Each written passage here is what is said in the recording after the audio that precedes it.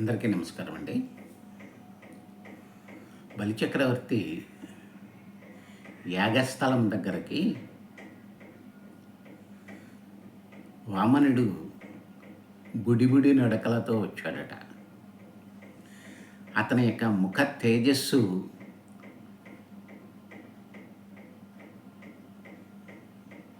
లోకాలన్నింటికీ కూడా వెలుగులనిచ్చేటట్లుగా ఉన్నదట. అటువంటి ఆ బాలుణ్ణి చూసి, ఆ వామనుణ్ణి చూసి, ఆ మరగుజ్జు బ్రాహ్మణుణ్ణి చూసి ఒక్కసారిగా అక్కడ కూర్చున్నటువంటి వాళ్ళందరూ కూడా లేచి నిలబడి ఆయనకి నమస్కరించారట. అలాగే బలిచక్రవర్తి కూడా తన సింహాసనం దిగి వచ్చి అతనికి ఎదురు వెళ్ళి నమస్కరించి, ఆయన ఎవరు, నీవు ఎక్కడి నుంచి వస్తున్నావు, నీ తల్లిదండ్రులు ఎవరు, ఇన్ని విషయాలు అడిగాడట. అప్పుడు ఆయన దానికి సమాధానం చెప్పాడట. వటుడు, ఆ వామనుడు ఏమని సమాధానం చెప్పాడయా అంటే, ఇది నాకు నిలవని రీతి పలుకుదు, ఒక చోటనొక ఎందు ఉండనేర్తు, ఎవని వాడనంచేమని పలుకుదు, నాయంత వాడనై నడవనేర్తు, ఈ నడవడి అని ఎట్లు ఒకాణింతు, పునిము పోకల పోవనేర్తు, అది నేర్తు ఇది నేర్తునని ఏల చెప్పంగా, నేర్పులన్నీయు నేర్తు, వరులు కారు నాకు వరులకు నేనవుదు, ఒంటివాడ చుట్టమొకడు లేడు, సిరియు తొల్లి కలదు చెప్పేద నాటంకి, సుజనులందు తరచు చొచ్చియిందు. నేను ఎవరినని అడిగావు కదా, అన్ని లోకాలలో కూడా సర్వవ్యాపితమైనటువంటి వాడను నేను,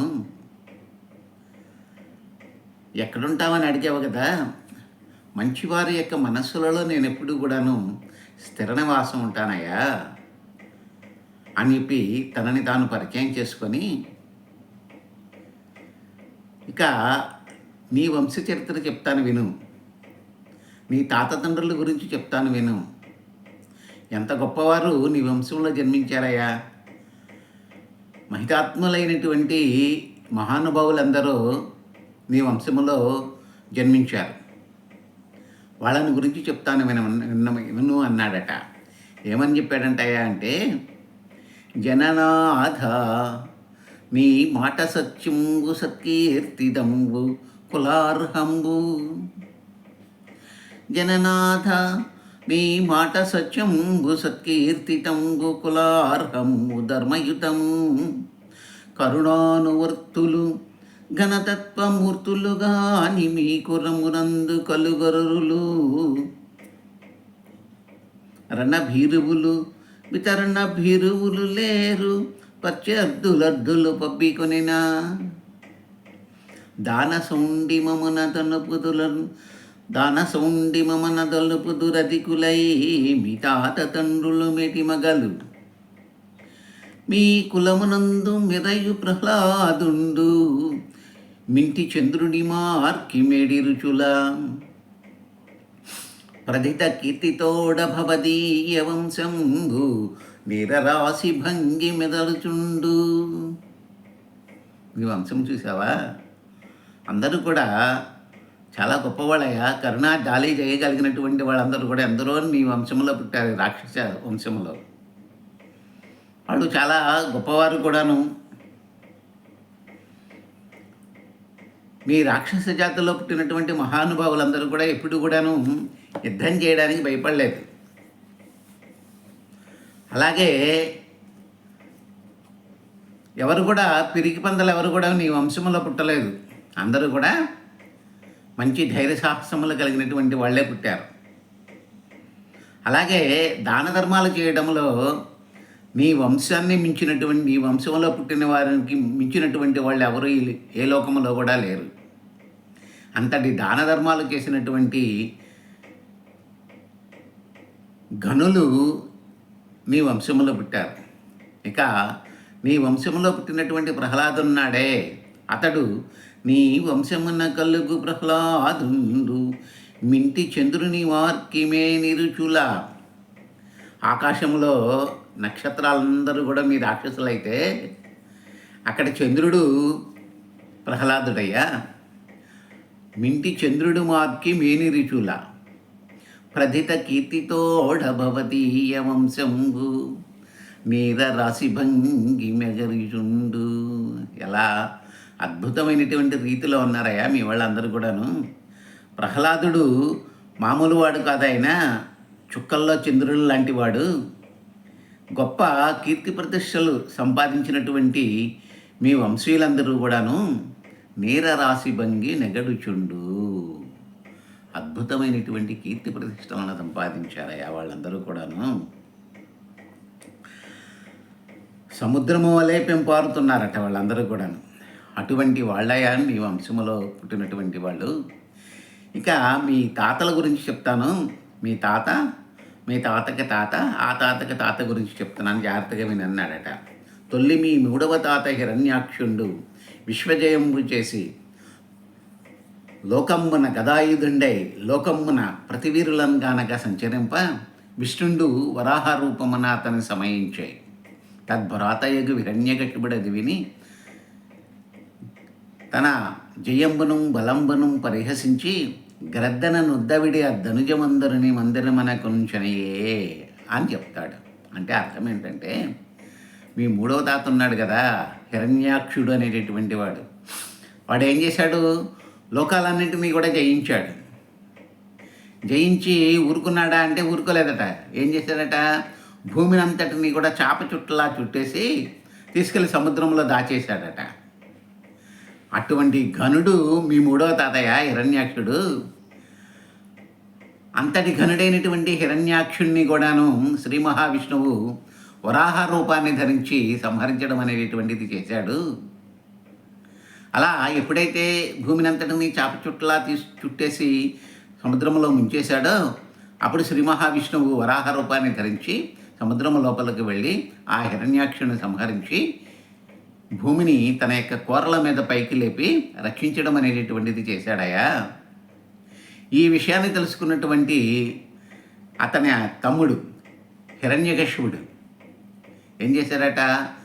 తన బలంబును జయంబును పరిహసించి నా అన్నను చంపగలిగినటువంటి వీరుడా ఆ హరి, వాడి సంగతి చూస్తాను అనుకున్నాడట. తన బలాన్ని ఒకసారి గుర్తుకు తెచ్చుకున్నాడట. తను సాధించినటువంటి విజయాలను కొన్నింటిని గుర్తుకు తెచ్చుకున్నాడట. వెంటనే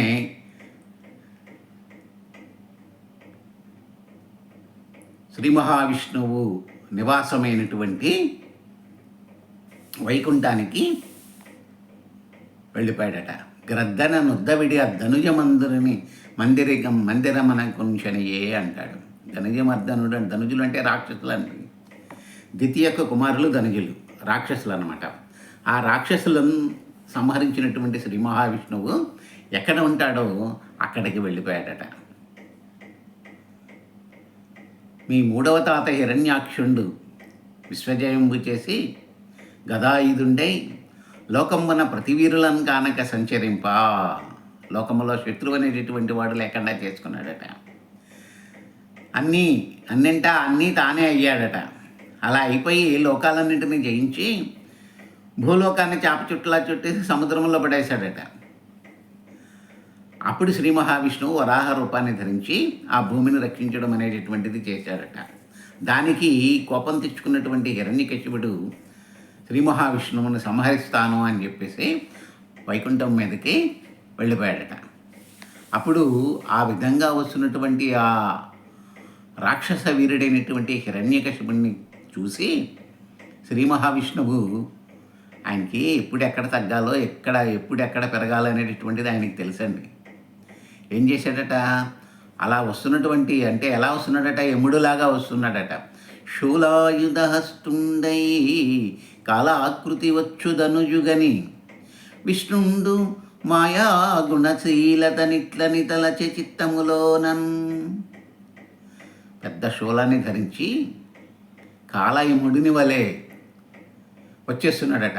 వాడిని చూశాడట శ్రీ మహావిష్ణువు. ఓహో, వీడికి ఇంకా రోజులు దగ్గర పడలేదు కదా, కాబట్టి మనం తగ్గి ఉండాలి అనుకున్నాడట. అలా తగ్గి ఉండాలనుకొని, ఇది కాలము యొక్క ప్రభావం.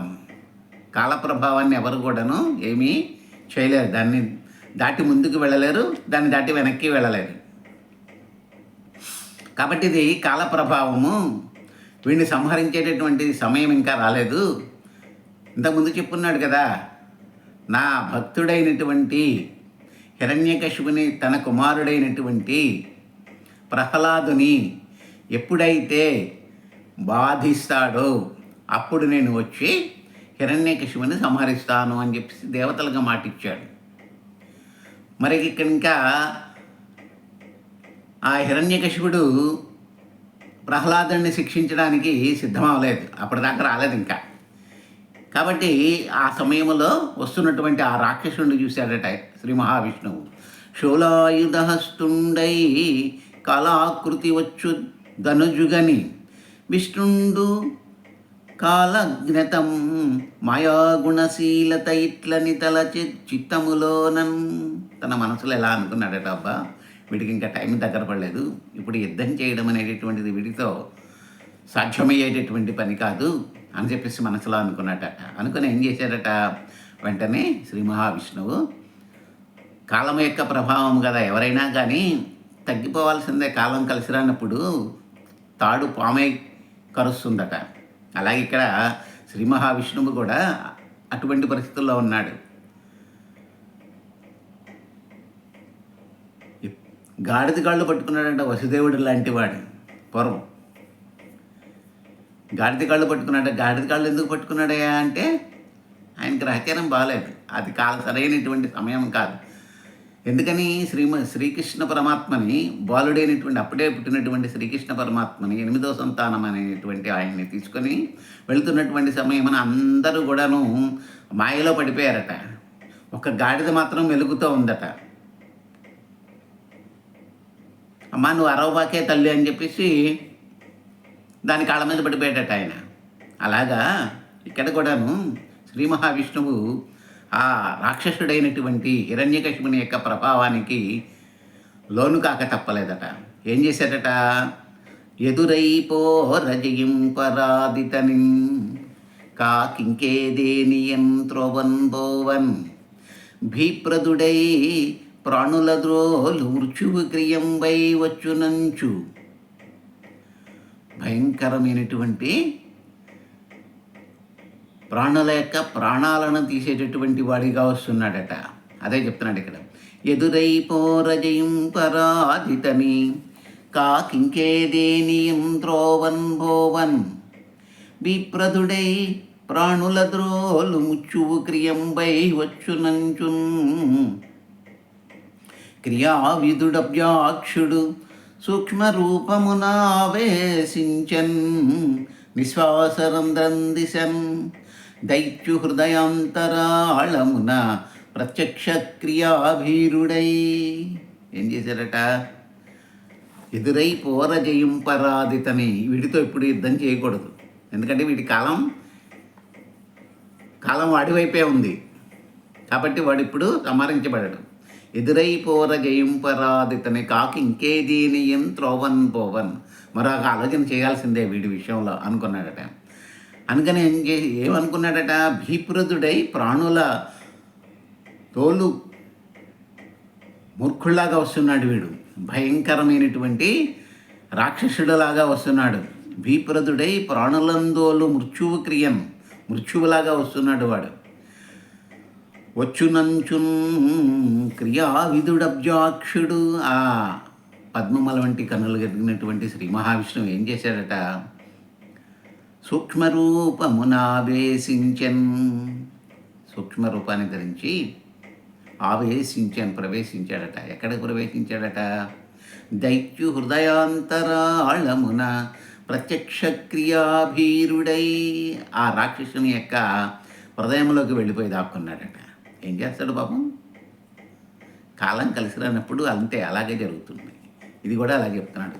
ఏమని అన్నాడంటే, ఎదురైపోరజయం పరాదితని కాకింకేదేనియం త్రోవన్ భోవన్ భీప్రదుడై ప్రాణులందోలు ముచ్చువు క్రియంబై వచ్చునంచున్ క్రియావిదుడభ్యాక్షుడు సూక్ష్మరూపమునావేశించెన్ దైత్యు హృదయాంతరాళమున ప్రత్యక్ష క్రియాభీరుడై నిశ్వాసరంధ్రం దిశన్.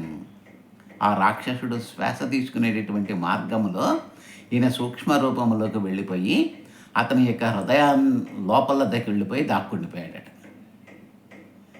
లోపలికి వెళ్ళిపోయి దాక్కుండిపోయాడట. అలా దాక్కున్న తర్వాత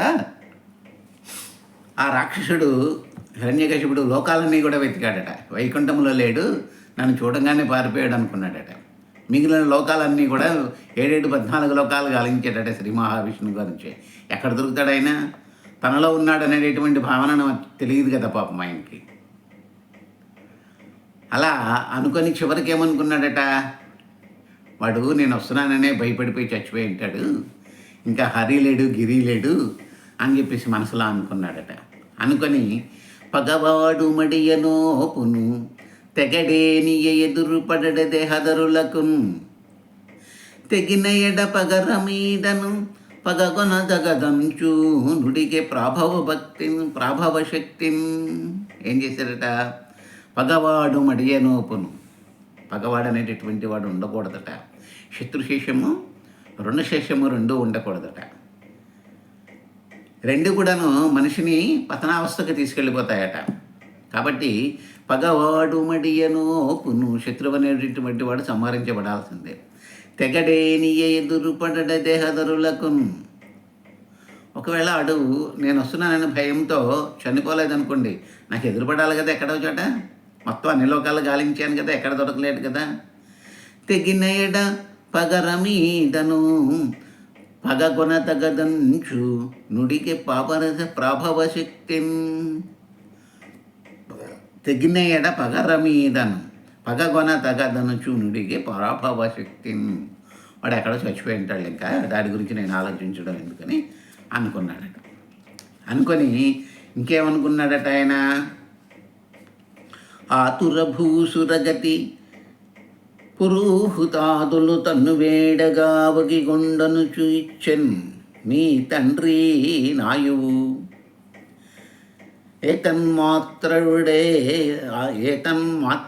మాత్రవుడవే నీవు నీ లోకమునం. నువ్వు కూడా అలాంటి వాడివేనయ్యా.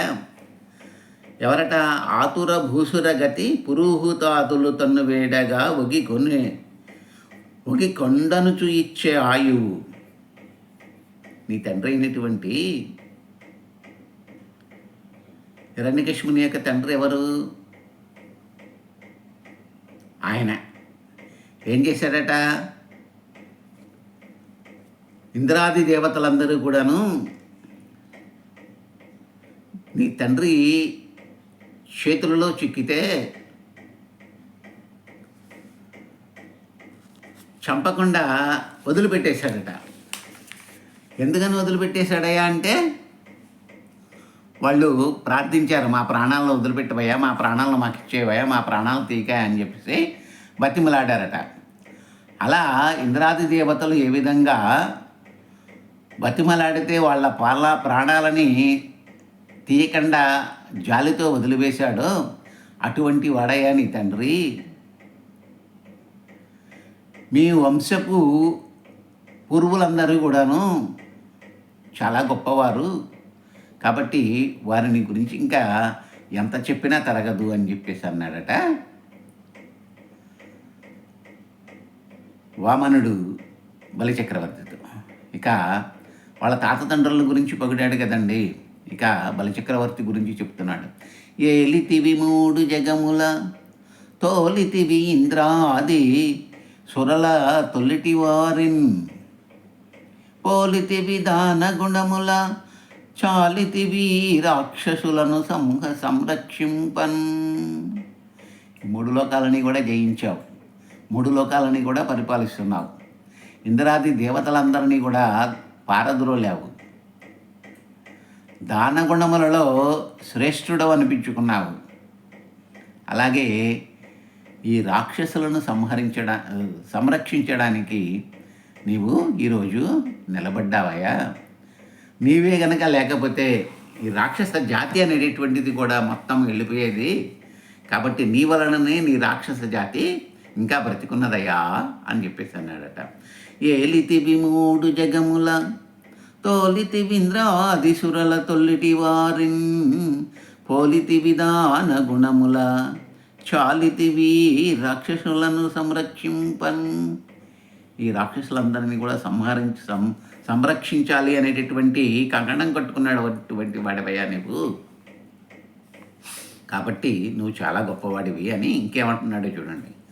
రాజ్యము కలిగేనే నీయు పూజ్యులకు యాచకులకు భూమిన్ సురలన్ భాజ్యముగ బతుగడే నీయు రాజ్యం గులువాని జన్మధన గేహంబుల్ అని అన్నాడట. ఓ మహారాజా, రాజ్యాధికారము కలిగినటువంటి సమయమున గౌరవింపతగినటువంటి వారిని, అలాగే నీ దగ్గరకు వచ్చి తిరిపమెత్తినటువంటి వాళ్ళని, అంటే భిక్షాటన చేసినటువంటి వాళ్ళని, అలాగే బ్రాహ్మణులకు వీళ్ళందరికీ కూడా ధనాన్ని విరివిగా పంచిపెట్టి బ్రతకాలి. రాజు అన్నటువంటి వాడు, రాజు అయినటువంటి వాడు ఎవరెవరిని కాపాడాలట? నీ దగ్గరికి దానం అడగడానికి వచ్చినటువంటి వాళ్ళని కాపాడాలి, అలాగే బ్రాహ్మణులను కాపాడాలి, అలాగే ధనాన్ని వాళ్ళు అడిగినంత కూడా పంచిపెట్టాలి. ఇలా చేయని వారి బ్రతుకు కూడా ఒక బ్రతుకేనా? కాబట్టి నీవు దానగుణములో దాన శౌండిమమున దలుపురుదందరు అన్నాడు. దానగుణములలో మీ పెద్దవాళ్ళు ఏ విధంగా చేశారో నీవు కూడా అలాగే దాన ధర్మాలు చేస్తున్నావయ్యా, చాలా గొప్ప విషయం అది అని చెప్పేసి అని చివరికి ఏమన్నాడో చూడండి. వంటివాడ నాకు 1-2 అడుగుల మెరయిమ్ము సొమ్ము మేరయల్లా. వంటివాడ నాకు 1-2 అడుగుల మెరయిమ్ము సొమ్ము మేరయల్లా. కోర్కెదీర బ్రహ్మకు గటి ముట్టెదా దాన కుతుక సాంద్ర దానవేంద్ర. ఆయన నువ్వు ఇస్తానన్నటువంటి గొడుగు, జన్నిదము, అర్ధరాజ్యము, కన్యలు, గోవులు, ఈ కరులు ఇవన్నీ నాకు అక్కర్లేదయ్యా. నేను ఒంటివాడను కాబట్టి నాకేం కావాలి? నాకు అవన్నీ తెచ్చుకొని నేను ఏం చేసుకోగలను? స్త్రీలను దానంగా ఇస్తాన్నావు, వాళ్ళని తీసుకెళ్ళి నేను ఏం చేసుకోగలను? నేను బాలుణ్ణి. రాజ్యాన్ని ఇస్తానన్నావా, దాన్ని పరిపాలించగలిగినటువంటి శక్తి నాకుందా? ఇతోధికమైనటువంటి సంపదలను ఇస్తావన్నావు, వాటి వలన నాకేం ప్రయోజనం లేదు కదా. కాబట్టి ఒంటివాడ నాకు 1-2 అడుగుల మేరయిమ్ము సొమ్ము మేరయల్లా. కోర్కెదీర బ్రహ్మకు గటి ముట్టెదా దాన కుతుక సాంద్ర దానవేంద్ర. దానము ఇవ్వాలి అనేటటువంటి ఆసక్తి కలిగినటువంటి ఓ రాక్షసరాజా, నీవు నాకు దానము ఇవ్వాలనుకుంటే 1-2 అడుగులు, 1+2 3 అడుగులను నాకు దానంగా ఇవ్వవయ్యా. 3 అడుగుల నేలని నాకు దానంగా ఇవ్వవయ్యా. అంతకంటే నాకు ఇంకేం అక్కర్లేదు, నేను ఏమీ కోరుకోను. దాంతోనే నేను పరమానంద భరితున్నవుతాను, బ్రహ్మానంద భరితున్నవుతాను అని చెప్పేసి బలిచక్రవర్తితో వామనుడు అన్నాడట. వంటివాడ నాకు 1-2 అడుగుల మెరయిమ్ము సొమ్ము మేరయల్లా. కోర్కెదీర బ్రహ్మకు గటి ముట్టెదా దాన కుతుక సాంద్ర దానవేంద్ర. ఆ ఇచ్చినటువంటి 3 అడుగులతోనే నేను లోకాలన్నింటినీ కూడా పొందినటువంటి ఆనందాన్ని పొందుతాను, బ్రహ్మానందాన్ని పొందుతాను, ఆధ్యాత్మిక స్థితికి వెళ్ళిపోతాను. కాబట్టి ఆ 3 అడుగులు నాకు ఇవ్వయ్యా అని చెప్పేసి ఇంకేమన్నాడో చూడండి. అప్పుడు ఆ బలిచక్రవర్తి ఇలా అన్నాడట, ఏమయ్యా ఇదేమన్నా బాగుందా నీకు? ఉన్న మాటలెల్లా ఒప్పును విపృంఢ సత్యగతులు వృద్ధ సమ్మతములు అడుగ తలసి కొంచెం అడిగి దివదివేళ దాత పెంపు సొంపు తలపవలదే. పాపం ఆయనకి ప్రెస్టేజ్ ఇష్యూ అయింది పాపం. ఎవరికి? బలిచక్రవర్తికి. ఎందుకు? ఈయన 3 అడుగులు అడిగాడు. నాకు 3 అడుగులు చాలయ్యా, అంతకంటే నాకు అక్కర్లేదన్నాడు. ఆయన ఏమనుకున్నాడు, 3 అడుగులు ఏంటి ఈ పిచ్చోడు ఇలా అడుగుతున్నాడు, దాత పెంపు సొంపు తలపవలదే అంటాడు. అంటే తాత యొక్క గొప్పతనాన్ని గుర్తించి మనం దానం అడగాలట. కోటీశ్వరుడి దగ్గరికి వెళ్ళి నాయన 5 రూపాయలు ఇవ్వని అడుగుతాడు ఎవడన్నా, 5 లక్షలు ఇవ్వవయ్యా అని అడుగుతాం. అలాగే ఏమీ లేని వాటి దగ్గరికి వెళ్ళిపోయి ఏమయ్యా 1 లక్ష రూపాయలు ఇవ్వని అడుగుతామా? అడిగినా వాడు ఎక్కడి నుంచి తెచ్చిస్తాడు మనకి. కాబట్టి ఎప్పుడైనా దానం అడగడానికి వెళ్ళినటువంటి సమయమున అతని యొక్క గొప్పతనాన్ని, అతని యొక్క విశిష్టతను తెలుసుకొని దానం అడగడం అనేటటువంటిది చేయాలి. ఇదే అంటున్నాడు ఆయన. ఉన్న మాటలల్లా ఉప్పును విప్రుండా. ఇప్పుడు నువ్వు చెప్పినటువంటి మాటలన్నీ నిజమేనయ్యా. మా తాత తండ్రులందరూ కూడా చాలా గొప్పవాళ్ళు, అలాగే నేను కూడా గొప్పవాడినే. లోకాలన్నింటినీ కూడా జయించాను, దేవతలని నా చెప్పు చేతల్లో పెట్టుకున్నాను, గ్రహరాశులన్నింటినీ కూడా నా చెప్పు చేతల్లో పెట్టుకున్నాను, నేను కూడా గొప్పవాడినే. కానీ నువ్వు అడిగిందే బాగాలేదు. ఉన్న మాటలెల్లా ఒప్పును విప్రుండా, సత్యగతులు వృద్ధ సమ్మతములు. అవన్నీ కూడా నిజమేనయ్యా, సత్యమే, పెద్దవాళ్ళు అంగీకరించినటువంటి విషయమే. అడుగ తలచి కొంచెం అడిగితవది ఏలా. అడగవయ్యా అంటే ఇంత చిన్న కోరిక కోరుకునేది. దాత పెంపు సొంపు తలపవలదే. దాత యొక్క గొప్పతనాన్ని నువ్వు తెలుసుకోవద్దా? తెలుసుకొని ప్రవర్తించాలి కదా. మరి నువ్వేంటి ఇలా అడగడం ఏమిటి అని చెప్పేసి అన్నాడట బలిచక్రవర్తి. అని ఇంకేమన్నాడు చూడండి, నీకేం కావాలో కోరుకోవయ్యా, ఇప్పటికి కూడా మళ్ళీ ఇంకో అవకాశం ఇస్తున్నాను అన్నాడట. వసుధాఖండంబు వేడితో గజములన్ వాంఛించితో వాజులన్ వ్యసయూహించితో కోరితో యువతులన్ వీక్షించి కాంక్షించితో పసిబాలుండవు నేర నీ వడుగ నీ భాగ్యంబులీపాటిగాకో అసురేంద్రుండు పదత్రయం బడుగా నీ అల్పంబు నీ నేర్పునే. నీకు అడుక్కోవడం కూడా రాలేదేంటయ్యా, పిల్లవాడేవి కదా, నీకు అడుక్కోవడం కూడా రాలేదులే, నిజమే అని ఇంకో మాట అన్నాడట. ఏమని? నీకు అడుక్కోవడం కూడా రాదయ్యా, బాలుడు అవడం వలన ఆ సంగతి నీకు తెలియదేమో. చక్కగా దానం అడిగినప్పుడు దాత యొక్క పెంపు సొంపు తెలిసి దానం అడగడం అనేటటువంటిది చేయాలి. నువ్వేమిటి అలా అడిగావు? నీకు ఇంకా మరొక అవకాశం ఇస్తున్నాను. వసుధాఖండంబు వేడితో, నా రాజ్యంలో ఒక భాగం ఇమ్మంటావా అని అన్నాడట. లేకపోతే లోకాన్నన్నా రాసిమ్మంటావా అని అడిగాడట. గజములను వంచితో, ఏనుగుల యొక్క సమూహాన్ని అడుగుతున్నావా? లేకపోతే వాజులను వ్యసనూహించితో, గుర్రముల యొక్క సమూహమును కావాలని అనుకుంటున్నావా? కోరితో యువతులను వీక్షించి కాంక్షించితో, నా రాజ్యములో ఏ స్త్రీనైనా నువ్వు చూసి ఆమెను కావాలని కోరుకుంటున్నావా? చెప్పు, వాళ్ళని కూడా ఇస్తానన్నాడట. పసిబాలుండవు నేర నీ వడుగ నీ భాగ్యంబులీపాటి కాక. నువ్వేమో పిల్లవాడివి, ఏం అడగాలో ఏం తీసుకోవాలో అనేటువంటిది తెలియనటువంటి వయసులో ఉన్నటువంటి వాడివి. అసురేంద్రుండు పదత్రయం బడుగా నీ అల్పంబు నీ నేర్పునే. నీవు పసిబాలుడవు, ఇంత చిన్న కోరిక కోరావేంటయా నువ్వు?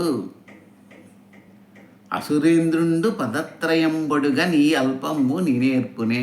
అప్పుడే అర్థమైందయా నువ్వు పిచ్చోడువని, అమాయకుడవని, ఏమీ తెలియనటువంటి వాడివని. రాక్షసరాజైనటువంటి ఈ హిరణ్యకశిపునియా నువ్వు ఇంత చిన్న కోరిక కోరేది? బలిచక్రవర్తినా నువ్వు ఇంత చిన్న కోరిక కోరేది? కాబట్టి నీకేం కావాలో అంత కోరిక కోరుకోవడానికి ప్రయత్నం చేయన్నాడట. నువ్వు ఏం కావాలంటే అది కోరుకో అన్నాడట బలిచక్రవర్తి. అప్పుడు ఇంకేమన్నా నీకు గుర్తులేదా, ఏమన్నా చెప్పమంటావా అని అన్నాడట. గొడుగో జన్నిదమో కమండలము నాకు ముంజియో దండము ఒడుగేనెక్కడా భూములెక్కడా కరుల్వమాక్షుల స్వంబులెక్కడ నిత్యోచిత కర్మమెక్కడ మదాకాంక్షమితం వైన మూడడుగుల్ మేరయు త్రొపయిచ్చుటది బ్రహ్మాండంబున పాలికిన్. నీవు 3 అడుగులు ఇస్తే చాలయ్యా, అంతకంటే నేను అడగను. అదే నాకు బ్రహ్మాండం. నువ్వు ఇస్తానన్నటువంటి ఈ గొడుగు, జన్నిదము, కమండలము ఇవన్నీ నాకున్నాయి. అలాగే నేను చిన్నవాడని, ఒడుగుని. ఒడిగేనెక్కడ భూములెక్కడ కరుల్ వమాక్షుల స్వంబులెక్కడ. నువ్వు ఇస్తానన్నటువంటి భూములు నేనేం చేసుకుంటాను? చిన్న పిల్లవాడిని నేను. అలాగే ఒడుగేనెక్కడ భూములెక్కడ, నువ్వు ఇస్తానన్నటువంటి అర్ధరాజ్యాన్ని నేనేం చేసుకుంటాను? కరులు ఏనుగలు నేనేం చేసుకుంటాను? అలాగే వామాక్షులను, ఆ స్త్రీల యొక్క సమూహాన్ని నేనేం చేసుకుంటాను? అశ్వంబులను, ఏనుగులను, గుర్రాలను నేనేం చేసుకుంటాను?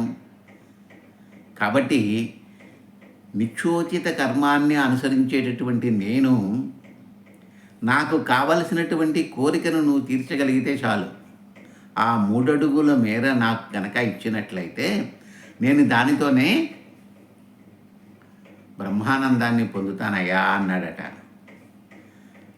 అని ఇంకేమన్నాడు చూడండి. వ్యాప్తిం పొందక వగవక ప్రాప్తం బగులేశమైన 10,000 చూడండి ఎంత చక్కగా చెప్తున్నాడో. వ్యాప్తిం చెందక వగవక ప్రాప్తం వైనా ప్రాప్తం బగులేశమైన 10,000 తృప్తింజందని మనుజుడు సప్తద్వీపములనైన చక్కంబడునే. ఏదో ఒకటి లభించింది కదా అని చెప్పేసి ఇప్పుడు కూడా ఉన్నదానితో తృప్తి పడడం అనేటటువంటిది గొప్ప విషయం. అంటే ఎవరైతే ఉన్నదానితో తృప్తి పడతారో వారు చాలా అదృష్టవంతులు. వాళ్ళ ఆరోగ్యం బాగుంటుంది, హ్యాపీగా ఆనందంగా ఉంటారు, సంతోషాన్ని పొందగలుగుతారు, ఎక్కువ కాలం కూడా బ్రతకగలుగుతారు. నాకు అది లేదు, ఇది లేదు, ఇది లేదు, అది లేదు అని చెప్పేసి ఏడుస్తుంటారు చూసారా, వాళ్ళు ఎప్పుడు కూడాను నరకయాతనను అనుభవిస్తూనే ఉంటారు. అదే చెప్తున్నాడు. వ్యాప్తిం పొందక వగవక ప్రాప్తం బగులేశమైన 10,000 దొరికిందే 10,000 అనుకోవాలట. తృప్తిం జందని మనుజుడు సప్తలోకములనైన చక్కంబడునే. అలా తృప్తి లేనటువంటి వాడు, అంటే తనకి దక్కిన దాంతో తృప్తి పడాలట, తనకి ఉన్నదానితో తృప్తి పడాలట. ఎవడైతే అలా తృప్తి పడతాడో వాడు చాలా ఆనందంగా బ్రతికేస్తాడట. అటువంటి తృప్తి లేనటువంటి వాడు 7 14 లోకాలకి వెళ్ళినప్పటికీ కూడాను వాడికి ఆనందం అనేటటువంటిది మిగలదటండి. కాబట్టి మనిషి అనేటటువంటి వాడు తృప్తిగా బతకడం కావాలండి. ఏ పని చేయాలనుకున్నా తృప్తిగా చేయడం అలవాటు చేసుకోవాలి. ఏది కాంక్షించినా తృప్తిగా కాంక్షించడం అనేటటువంటిది చేయాలి. దాన్ని సంపాదించడానికి కూడా అంత తృప్తిగా పనిచేయడం అనేటటువంటిది చేయాలి. శ్రద్ధతో పనిచేయడం అనేటటువంటిది చేయాలి. కాబట్టి ఈయన ఏం చెప్తున్నాడంటే, వ్యాప్తిం పొందక వగవక ప్రాప్తం బగు లేశమైన 10,000 తృప్తించందని మనుజుడు సప్తలోకములనైన తక్కంబడునే. 7 లోకాలకు ఎక్కడికి వెళ్ళినా కానీ వాడికి తృప్తి అనేటటువంటిది లభించదట. కాబట్టి ఉన్నదానితో తృప్తి పడాలయ్యా. నాకు కావాల్సింది 3 అడుగులే, అంతకంటే నేను అడగడం లేదు. కాబట్టి ఆ 3 అడుగులు నాకు ఇస్తే చాలు. అంతేకాని ఈ ఆశ అనేటటువంటి పాశము సామాన్యమైనటువంటిది కాదు. కోరికలు అనంతమని అంటారు. గౌతమ బుద్ధుడు ఒక మాట చెప్తాడండి, సకల దుఃఖాలకి కారణము కోరికలేనట. కాబట్టి అనంతమైనటువంటి ఆ కోరికలు రోజు రోజుకి కొత్తవి ఒక కోరిక తీరంగానే మరొక కోరిక, మరొక తీరంగానే మరొకటి తీరంగానే ఇంకొకటి తీరంగానే ఇంకొకటి, అలా పుట్టుకొస్తూనే ఉంటాయట. ఎవరైతే ఆ కోరికలను నియంత్రించగలుగుతాడో వాడు ఆనందమైనటువంటి జీవితాన్ని గడపగలుగుతాడు అని చెప్పి సంతుష్టుడి మూడు జగముల పూజ్యుండు అంటాడు. అది ఎలాగో అనేటటువంటిది మనము రేపు చెప్పుకోవడానికి ప్రయత్నిద్దాం. స్వస్తి.